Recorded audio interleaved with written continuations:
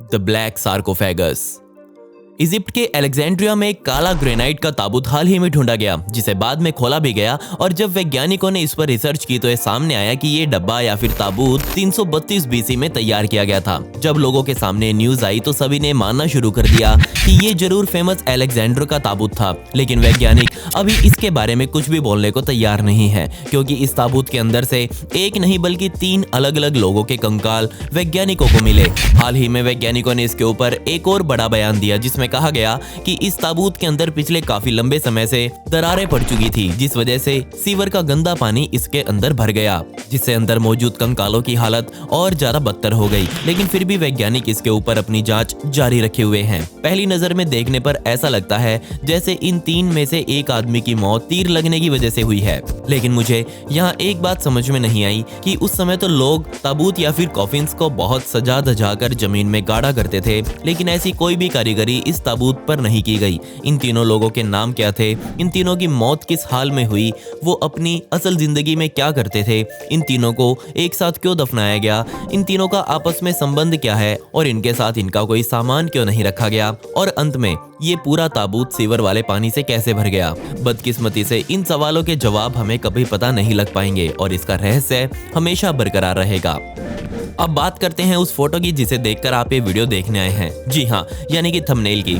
तो जरा इसे देखिए, ये एक कमाल की खोज जिसे हाल ही में एक इतिहासकार द्वारा पब्लिक किया गया। उसने कहा कि उसने और उसकी टीम ने इजिप्ट के रिस्ट्रिक्टेड एरिया में रात के समय खुदाई करी और उसे यहाँ कुछ ऐसा मिला जो किसी ने सोचा नहीं था। और इसे देखकर ऐसा लगता है जैसे पिरामिड्स के साथ जो एलियन वाली कहानी जोड़ी जाती है वो सही है। और सवाल ये भी है कि ये हाथ जो उसे मिला, क्या ये किसी एलियन का हाथ है? दूसरा सवाल, इस एरिया में इजिप्ट की सरकार हमें खुदाई क्यों नहीं करने देती? तीसरा सवाल, क्या पिरामिड्स एलियंस द्वारा बनाए गए थे? इन सभी सवालों के जवाब आप मुझे दें। साथ ही इस वीडियो को एक लाइक दे दे और कमेंट्स में पिक में लिख दे, ताकि कल की वीडियो में मैं आपको शाउट आउट दे दूं। Toulon man. अब जरा इस आदमी को देखिए, या फिर मैं कहूँ इस मम्मी को देखिए। और यही मम्मी इस दुनिया की ऐसी मम्मी है जो पूरी तरह से प्राकृतिक है। जी हाँ, इस मम्मी को नॉर्दर्न यूरोप के पीटबॉक्स इलाके से ढूंढा गया था। सन 1950 में मिली ये मम्मी आज तक अपना रहस्य बनाकर रखे हुए है। ये इतनी अच्छी हालत में प्रकृति द्वारा बनाकर रखी गई थी कि लोगों को लगा जैसे ये आदमी अभी अभी मरा हो, जिसकी सूचना वहां की पुलिस को दी गई। इस आदमी की मम्मी को बरामद कर हत्या का केस पुलिस ने दर्ज कर दिया और अपनी जांच शुरू करी। लेकिन तब का कोई भी डॉक्टर इस मम्मी का पोस्टमार्टम करने को तैयार नहीं था, जिस वजह से पुलिस ने इस मम्मी को वैज्ञानिकों के हाथों सौंप दिया। जब वैज्ञानिकों ने इस पर अपनी जांच शुरू करी तो वो भी हैरान हो गए, क्योंकि ये मम्मी तो सैकड़ों हजारों साल पुरानी थी।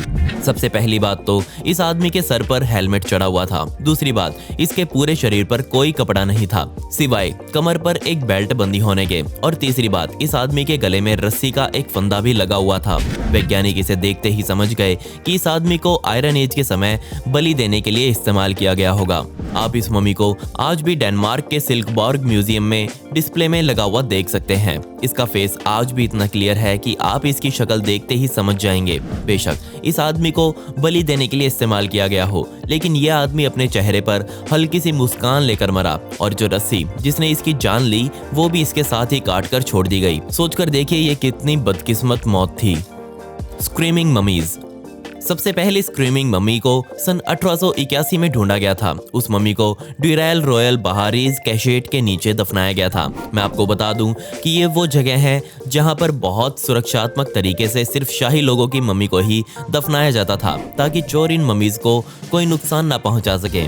इस 3000 साल पुरानी मम्मी को हाल ही में फिर से वैज्ञानिकों द्वारा एग्जामिन किया गया और वैज्ञानिकों के अनुसार इस चिल्लाती हुई मम्मी यानी कि इस महिला की मौत एकदम से आए एक हार्ट अटैक की वजह से हुई। ये माना गया कि तकरीबन 3000 साल पहले ये महिला अपने साम्राज्य की रानी हुआ करती थी और इसकी उम्र उस समय 60 से 70 के बीच की थी। वैज्ञानिकों को उम्मीद है कि ये महिला अपने बेड पर पैर रखकर सो रही थी और इसी पोजीशन में उसकी मौत हो गई, जिसके बाद इसके घर वालों ने इसकी पोजीशन को भी नहीं बदला और जिस पोजीशन में महिला मरी थी उसी पोजीशन में इसकी मम्मी बना डाली। एक और हैरान कर देने वाली बात इस मम्मी से ये जुड़ी हुई है कि अपनी मौत के समय ये महिला बहुत भयंकर दर्द में होगी और इसी दर्द की वजह से इसकी चीख निकल गई और उसी समय चीखते हुए इस महिला ने दम तोड़ दिया। उसका मुंह खुला का खुला रह गया और इसी पोजीशन में लॉक हो गया, जिसके बाद उसे बंद नहीं किया जा सकता था। और इस तरह से बॉडी की पोजीशन के लॉक हो जाने को रिगर मोर्टिस कहा जाता है। और इसी रिगर मोर्टिस के दौरान ही इस महिला को मम्मी बना दिया गया।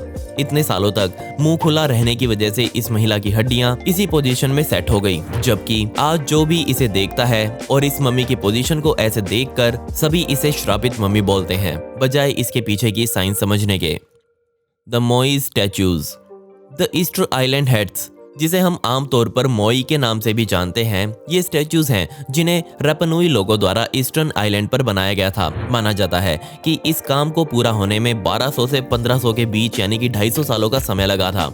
इन स्टैचूज की सबसे अजीब बात यह है कि इनमें मुंह का आकार बाकी के शरीर से बहुत ज्यादा बड़ा है, और एक एवरेज के हिसाब से बात करें तो इन सभी स्टैचूज में सिर्फ मुंह ही 38% का है। ये सभी स्टैचूज पूरे आइलैंड पर अलग अलग हालातों में फैले हुए थे, जैसे कि कई स्टैचूज का सिर्फ मुंह ही बाहर है, बाकी सारा सिस्टम जमीन के अंदर ही दफन है। कुल टोटल आपको यहाँ 900 ऐसे स्टैचूज मिलेंगे, जिन्हें देखकर ना सिर्फ आप बल्कि दुनिया के वैज्ञानिक भी हैरान हैं। और तब क्या होगा जब मैं आपको कहूँ कि इन स्टैचूज को बनाया कहीं और गया था, जिसके बाद उन्हें यहाँ तक ट्रांसपोर्ट किया गया। इनमें से सबसे बड़े स्टैचू की लंबाई 33 फीट की है और जिसका वजन पूरे 92 टन का है।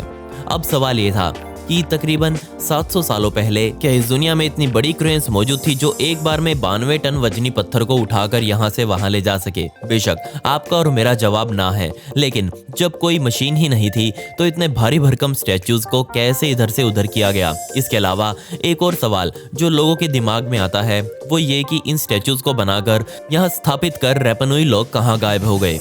किसी को ये पता नहीं चल पाया। ये माना जाता है कि ज्यादातर रैपनुई लोगों को पेरुवियन लोगों ने अपना गुलाम बना लिया और बाकी बचे कुचे लुप्त हो गए। आज के समय में लगभग ना के बराबर ही रैपनुई लोग इस दुनिया में बचे हुए हैं, लेकिन इनके द्वारा बनाए गए ये 900 स्टैचूज एकदम सही हालत में ईस्टर्न आइलैंड पर खड़े हैं। The purpose of Stonehenge.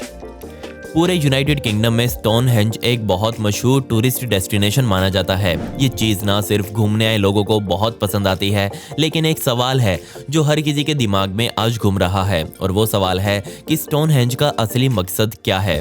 जो भी लोग यहाँ घूमने आते हैं वो एक दूसरे से यही पूछते हुए नजर आते हैं कि क्यों और कैसे स्टोनहेंज को बनाया गया था। बेशक दिखने में ये चीज़ आपको बहुत आम सी लग रही होगी, क्योंकि आप भी कहेंगे कि बड़े बड़े पत्थरों को एक के ऊपर एक ही तो रखा हुआ है, इसमें खास बात क्या है? तो मैं आपको बता दूं कि ये चीज अपने अंदर बहुत सारे रहस्य समेटे हुए है, क्योंकि सबसे बड़ा सवाल तो यही है कि सैकड़ों सालों पहले इतने बड़े बड़े पत्थरों को कैसे ट्रांसपोर्ट किया गया। दूसरा, इन्हें इतनी सटीकता से एक के ऊपर एक कैसे रखा गया। वैज्ञानिक इस स्ट्रक्चर के पीछे कई दशकों से अपनी रिसर्च करते आ रहे हैं, सिर्फ इस उम्मीद में कि उन्हें इसके पीछे कोई ना कोई कारण जरूर पता चल जाएगा।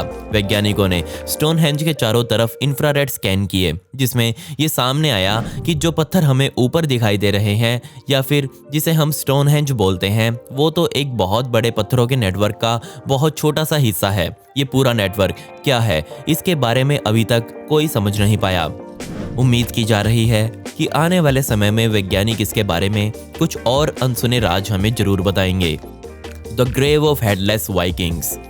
वेमथ के इंग्लिश कोस्टल टाउन में वैज्ञानिकों ने रिसर्च के दौरान एक बहुत ही कमाल की खोज करी। जून 2009 में की गई ये डिस्कवरी सारी दुनिया में वैज्ञानिकों को हैरान कर देने के लिए काफी है। जरा आप भी देखिए इस डरावने कब्रिस्तान को, और यही वो जगह है जहां से वैज्ञानिकों ने 51 खोपड़ियां और उसके बराबर में ही 54 शरीरों के कंकाल मिट्टी से दबे हुए निकाले। जिसने इन कंकालों को देखा तो उनके मन में सबसे पहला सवाल यही आया कि ये कंकाल किसके हैं, और दूसरा सबसे बड़ा सवाल ये था कि इन लोगों को क्रूरता भरे तरीके से क्यों दफनाया गया।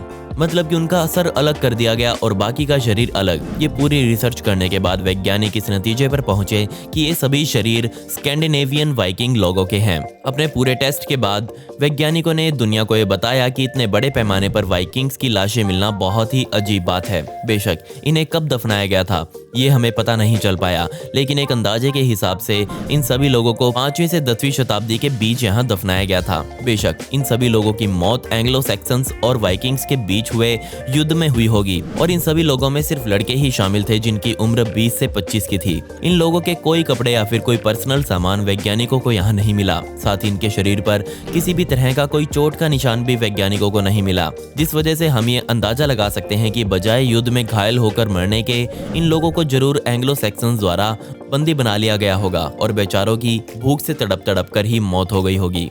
खैर, आपको ये वीडियो कैसी लगी कमेंट्स में वो बता दें। मिलते हैं अगली वीडियो में। ये वीडियो देखने के लिए धन्यवाद।